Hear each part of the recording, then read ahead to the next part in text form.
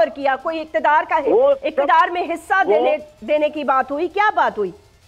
جی ایسا ہی ہے وہ اب مولانا فضل الرحمان صاحب کے ساتھ چلنا بھی چاہتے ہیں، حکومتی صفوں میں بھی ملک کے وسیع تر مفاد میں ان کو لے کر چلنا چاہتے ہیں، لیکن ہماری سینٹرل ایگزیکٹو کمیٹی نے یہ فیصلہ کیا ہے کہ پچھلے ٹینیور میں بھی ہم نے چیئرمین سینٹ کی سیٹ کو لات ماری تھی، اب بھی اقتدار ہمارے لیے معنی نہیں رکھتا۔ 25 جولائی 2018 کے دن جو ہم نے موقف لیا تھا، اس وقت خان صاحب نے اس کی مخالفت اس لیے کی تھی کہ خان صاحب وزیر اعظم بن رہے تھے، مسلم لیگ نون اور پیپلز پارٹی ہمارے ساتھ اس لیے تھے کہ وہ اقتدار میں نہیں آ رہے تھے۔ اب خان صاحب کی قربتیں ہم سے اس لیے بڑھ رہی ہیں کہ خان صاحب اپوزیشن میں بیٹھے ہوئے ہیں، مسلم لیگ نون اور پیپلز پارٹی کو ہماری وہ بات اس لیے اچھی نہیں لگ رہی کہ وہ اقتدار میں بیٹھے ہو، لیکن ہم تو اسی موقع پہ کھڑے ہیں۔ لیکن سومرو صاحب سننے میں تو یہ آ رہا ہے، قطع کلامی معاف، سننے میں تو یہ آ رہا ہے کہ جوائنٹ سیشن کے اندر شاید کوئی ایسی چیز ٹیبل کی جائے کہ جو مدت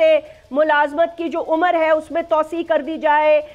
کچھ لوگ ایکسٹینشن کی باتیں کر رہے ہیں، جبکہ چیف جسٹس، میں بڑے کیئرفلی انداز میں یہ بات کروں گی کیونکہ آبویسلی میں نہیں چاہتی کہ میں یا میرے مہمان بلا وجہ سے کل ہم وہ عدالت میں کھڑے ہو کہ جی کس بیسس پہ آپ نے یہ بات کی، لیکن میں بڑے احتیاط اور محتاط ہو کے یہ پوچھ رہی ہوں کہ جو بات چل رہی ہے میڈیا میں وہ یہ ہے، جبکہ chief justice, honourable chief justice کہہ چکے ہیں انہیں ایکسٹینشن میں کوئی انٹرسٹ نہیں ہے۔ دیکھیں ماضی میں بھی اس کی نظیریں پارلیمنٹ میں آپ کو ملتی ہیں، قانون سازی میں ووٹ دینا یا نہ دینا اس سے حکومت میں شامل ہونا یا حکومتی فیصلوں میں ہم نوا ہونے کا کوئی تعلق نہیں ہے۔ جب کوئی قانون سازی اسمبلی میں آئے گی تو جمعیت علماء اسلام اس پر غور کرے گی، اگر وہ آئین اور قانون میں کی جانے والی امینڈمنٹ ملک کے لیے، عوام کے لیے، عوام کے فلاح اور بہبود کے لیے بہتر ہے تو جمعیت علماء اسلام سوچے گی کہ ہم اس میں ان کو فیور کریں،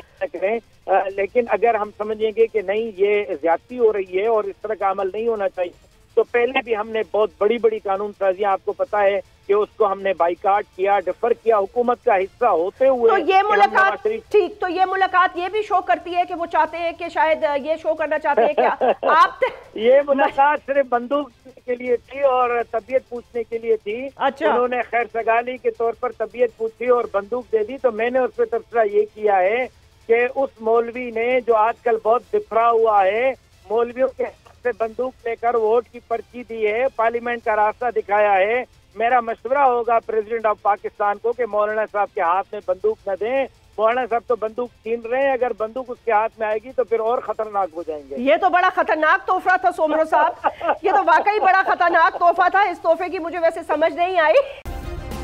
سبسکرائب کریں اور بیل دبائیں تاکہ کوئی خبر رہ نہ جائے۔